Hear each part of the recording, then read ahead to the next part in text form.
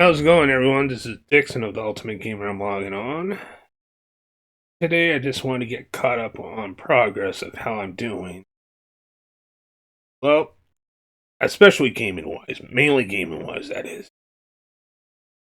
Yeah, pretty much this month, I've been really busy with work and personal life, and been working on other projects and etc.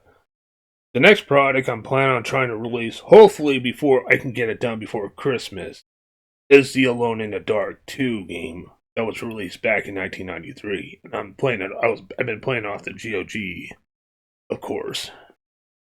And why am I doing Alone in the Dark 2 during Christmas time? If you're asking, because it was set around Christmas time, and it's definitely an appropriate project for it. And I already did my Alone in the Dark story review on the first game last year, the original first game that was also on GOG. Also referenced the 3DO version as well. I did that last year, and plus I did the little cute spin-off Jack in the Dark. That was part of it. That came with the CD-ROM version of it. That's also part of the GOG. That was an advertisement for Alone in the Dark, so you may want to check those out if you haven't. And just like turn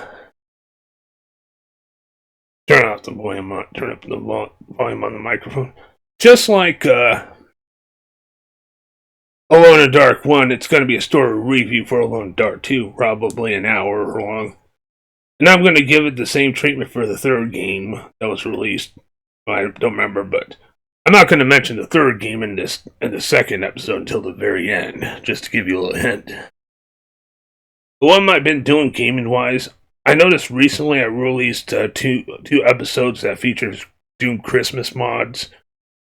I've been going a little slower on it because I've been having issues with my editing software. Well, my Vegas Pro 17 that was released back in 2029 is pretty much out to date, and I decided to change things in my video editing situation. I decided to do a Cyberlink Power Director thing. I think that's what it is. Yeah,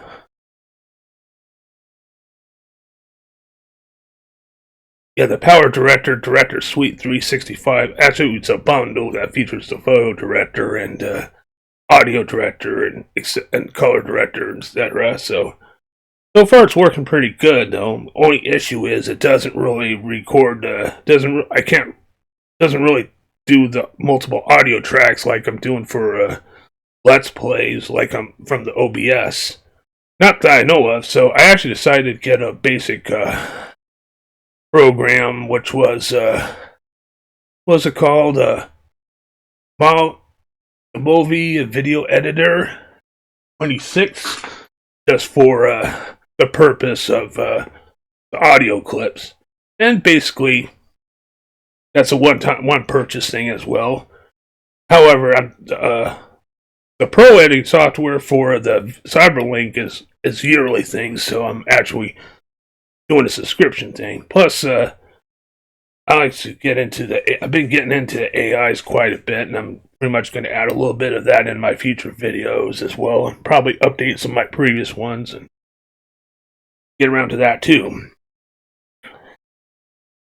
I definitely need to upgrade my room a little bit, but then again, I'm planning on moving out, so that's why it's kind of half a mess right now. See, and basically, I don't really give a shit right now, so. Anyway, I hope you're all doing well.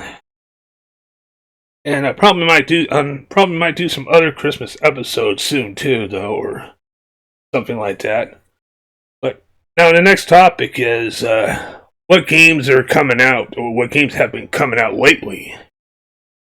Well, lately I got the Outlaws Remaster, or Outlaws Handful of Mission Remasters, which is originally done by LucasArts and uses the Dark Forces engine, and of course it was remastered by Night Dive Studios, like how Dark Forces got remastered by. And both remasters are really good, and I'm glad I got both of those games now.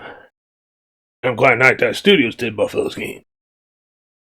course, earlier they finally released a remastered version of System Shock 2, the Anniversary Edition. And now there's going to be a Switch version of the remake of System Shock. Well, Switch 2 version probably might be the superior one between the two. And of course, there was a console port of. And of course, the Outlaws game was also released on consoles for the first time. And other things to mention. I Have No Mouth and I Must Scream game was released on consoles, and plus the PC version had a updated release that features the console features on PC and Steam GOG. Now, it definitely is a good game, but kind of complex here and there. I had to do an actual story review on that one myself. I have no mouth and I must scream. Why? Why me? Well, I hate.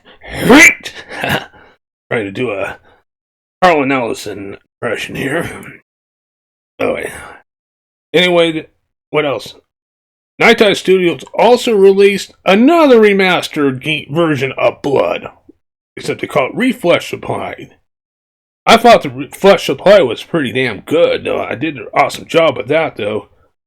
But I kind of think they needed to do I guess they needed to do another updated version, which I'm all in for it because unlike the previous Fresh Supply, that one still was PC exclusive, but the Refresh Supply made it to consoles for the first time.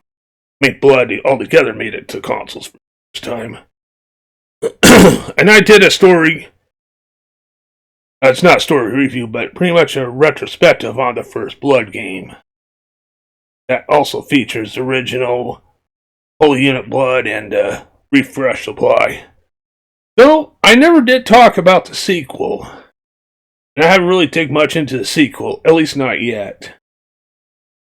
I'm more into the first one because it uses the same build engine like Duke Nukem 3D and Shadow Warrior. However, I still enjoyed the remastered version of the Reflesh Supply version of Blood, which features a new episode, and they actually redid the source material. The source code. Plus, they redid the video sequences. Made it look realistic for today. So it did really good. So it fits in. They've got a new episode in that one. So, however, I'm glad Blood is now finally on consoles. I wish it was back in the day, but it is what it is. Hopefully, Night Dive Studios can actually get around to getting the licensing for both Duke Nukem 3D and Shadow Warrior so they can do an update on those one more time and have Duke Nukem 3D have all the complete packs like the Megaton Edition did and not that Anniversary Edition that Gearbox did. Gearbox lacked out on the DLC. No excuse. However, Shadow Warrior can use one more update though for see if they can actually squeeze in another updated episode. Not talking about the remake. I'm talking about the original 1997 one that was done by 3D Realms, which is a parody on martial art film. All that. Also do a one on Redneck Rampage as well, which also uses the build engine, and it tried to get the licensing for the original soundtracks that were part of it though. Like Mojo Nixon, UFOs and Big Rigs, something like that. Yeah. And also in the Mortal Kombat Legacy Collection, there's hits and misses about it though, but I don't regret getting the compilation for $50. Like I said, I would rather pay, and I did a first impression video on that, and I would rather pay $50 for that compilation to buy a AAA title for $60 or $70 or whatever. Especially with the way their direction they're going in with the newer Mortal Kombat games. I never played Mortal Kombat 12, which is known as Mortal Kombat 1, but I don't think I'm never going to get into it. It's too confusing and pretty much a waste. Obviously, it looks like a waste of time. So I'm sticking with the old school ones. Now, hopefully, they actually can add DLC for the Mortal Kombat Legacy Collection. Like with, like how Atari 50th Anniversary is doing, which Both are done by Digital Eclipse. Hopefully, Mortal Kombat Legacy Collection can add more of the missing console ports, like the Sega CD version of the first game and the Game Gear version of the second one, portable ports of the third game, and Nintendo 64 version of MK Trilogy and Mythology of Sub-Zero, plus consoles and portable ports of MK4, like for PS1, N64, and Game Boy Color, and hopefully the MK Gold on Dreamcast. That's the one that I want the most, though, which is practically the updated port of Mortal Kombat 4 to add more features. Hopefully they can. And hopefully they can get around to making another compilation, Mortal Kombat compilation that features the 3D era games, like Deadly Alliance, the console port, and Deception Unchained, which was a PSP exclusive, and Armageddon, also the third spin-off, Shaolin Monks. Hopefully they do that too. Enough about Mortal Kombat right now. What else? The Terminator 2D game. Now that one looks pretty badass, and I wanted to get that. I'm going to get that after holidays. We'll try to get it after holidays. Right now, my hands are a little tied up. Been hearing a lot of good things. I've seen good gameplay. It feels like it's paying homage to the retro gaming, like back in the day. And I actually have Terminator games on the 16-bit consoles. Terminator 2 on the Genesis and Super Nintendo are practically the same, and they were good in its own right, though, even though James Rolfe, AVGN, despises that one. The first Terminator game on the Sega ports were actually better than the ones on the Nintendo license ports. The Sega CD version of Terminator, which is based off the first movie, is actually pretty awesome. It has a awesome soundtrack by Tommy Tallarico. That was really composed really well. You can listen to it on the CD player too, if you have the CD.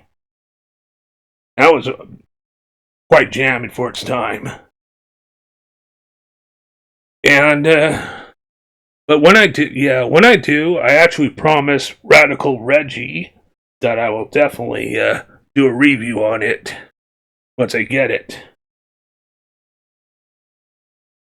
So, well, once I complete it, not once I get it. I had to go through it first, though. So I'm definitely going to keep my promise on that. Well, anyway, I'm going to let you all go, and I hope everyone's having a good Christmas. Thank you all very much for watching. Tiffany says, Happy Holidays, and I say Happy Holidays. Everyone all around the world. Merry Christmas and Happy New Year, should I say. Thank you all very much for watching and listening. This is Dixon of the Ultimate Game Realm, logging off.